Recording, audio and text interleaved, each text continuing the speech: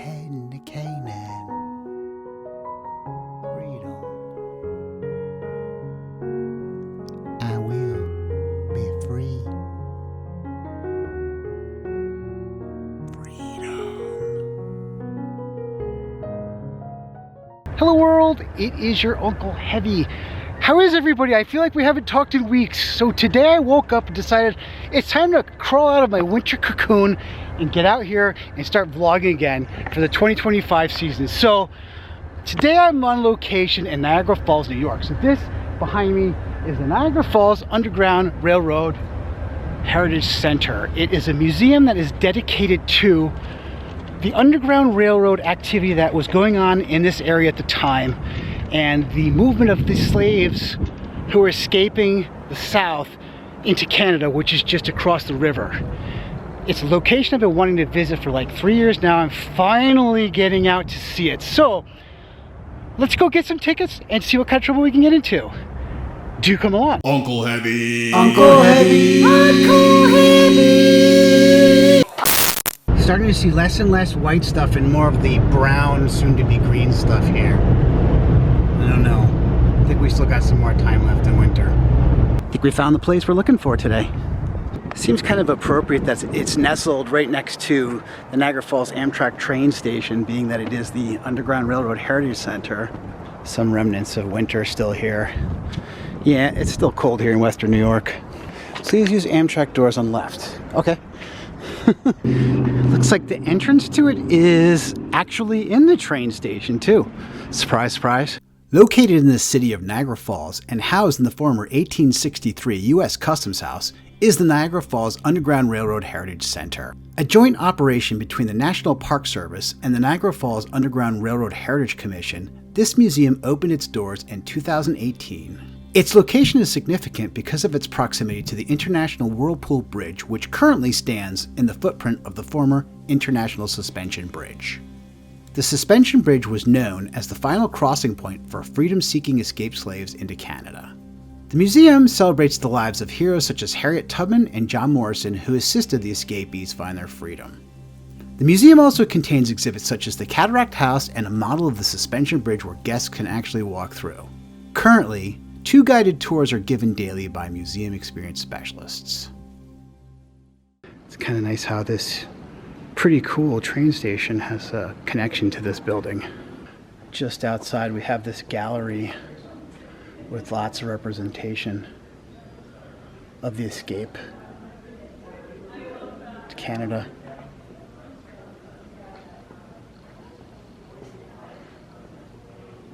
One more river to cross.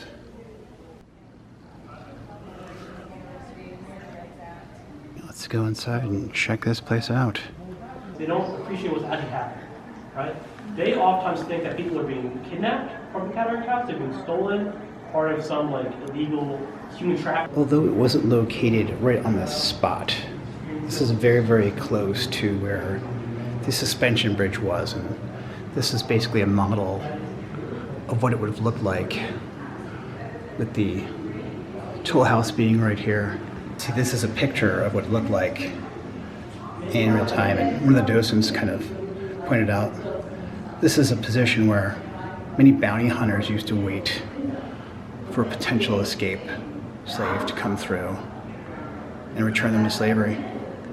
With the railroad tracks going overhead and the foot traffic bridge below, and you could see where you'd walk through here, and on the United States side would be slavery and Canada would be freedom, so you could walk through and pass into Canada to freedom. So hard to comprehend.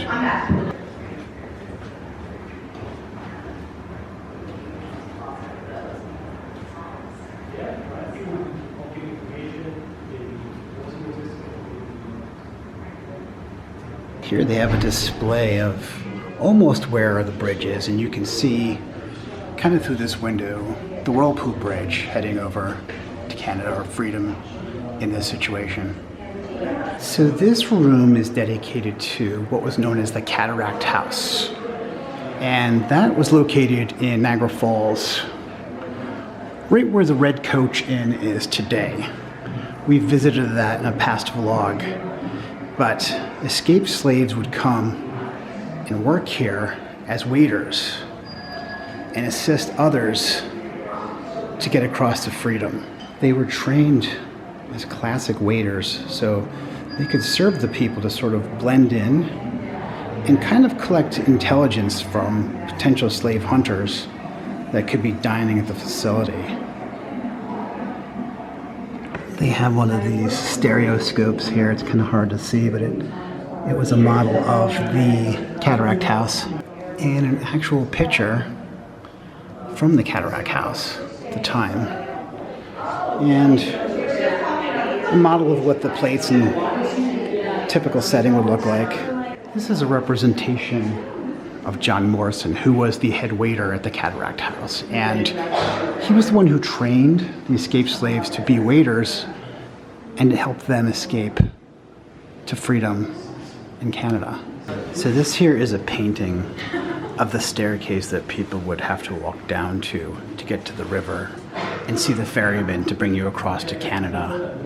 There's a story of an escaped slave who was actually recognized by her previous enslaver, and they tell the story of how she ran while being chased by bounty hunters down these steps 3 at a time to a ferryman who was successful in carrying her to the other side. And I'm looking at the painting, just the painted representation of the staircase is mind-blowing, that somebody would be able to do that and still get away from it. The important thing to remember that's emphasized here is that although there were a lot of successful escapes, there were many, many, many who never made it to the other side of freedom and were returned to the South to enslavement.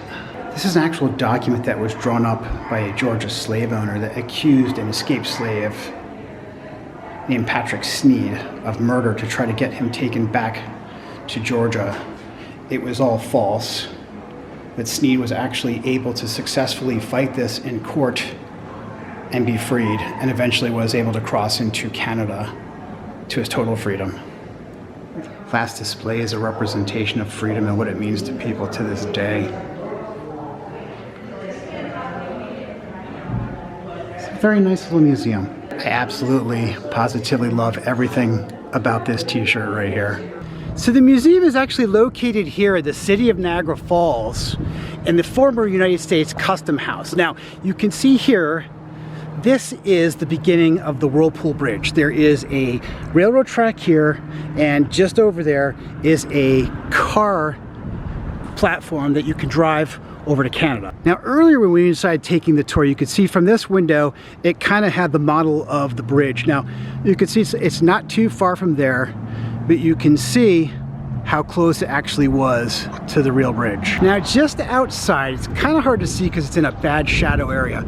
If you look right there, there is one of the remaining concrete pylons that used to support the old suspension bridge. I'll come over here in the sunlight where it's a little bit easier to see its twin on the other side. These two are the only remaining items of the original suspension bridge that we learned about earlier inside. Kind of cool, isn't it? So right here I'm standing just below the railroad track, so it would be right about here that the footpath to Canadian freedom would have been for an escaped slave to go. Kind of blows the mind, doesn't it? And I can't help but stop and take a good look at this beautiful mural here. Take a smile, leave a smile. Well, I'm leaving with a smile. This area of Niagara Falls, and particularly Lewiston, which is just down the river, I've covered that in previous vlogs, is rich with the Underground Railroad heritage because of its proximity to Canada. Now, where this bridge crosses, I can't really get much closer where I'm standing because it's a customs thing. This is the narrowest part of the river at the time when they built the suspension bridge. It made the most sense. You can kind of see it from this angle here. That building across the way is actually over in Canada. It's kind of hard to see, but yeah, the gorge is right there, and Canada is just on the other side of the river. Once again, like a fool, I didn't want to wear my coat into the museum, so I left my coat in the car. I'm freezing. I do this all the time. I'm such a knucklehead. And here's a nice shot of the museum next to the train station from across the way. Can't help but stop and take a look at these beautiful murals here. One dedicated to Moses, Harriet Tubman.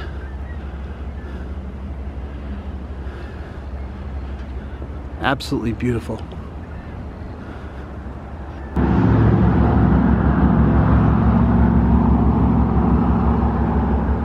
Love murals.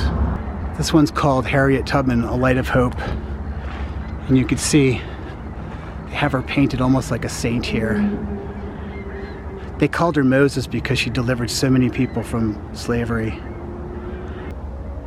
Not everything that is faced can be changed, but nothing can be changed until it's faced. True words of wisdom. Okay, I'm freezing. I need to get in the car where it's warm. I think that's going to do it here. That's going to do it for this video. I hope you really enjoyed it as much as I enjoyed making it. Thank you so much for watching. Be sure to stay tuned. I'll have so many more videos coming very, very soon.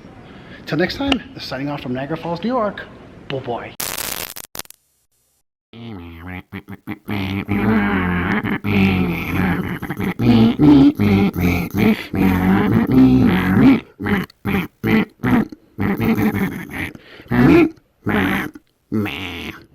Camcorder. Mine. No way. I'm such a nerd.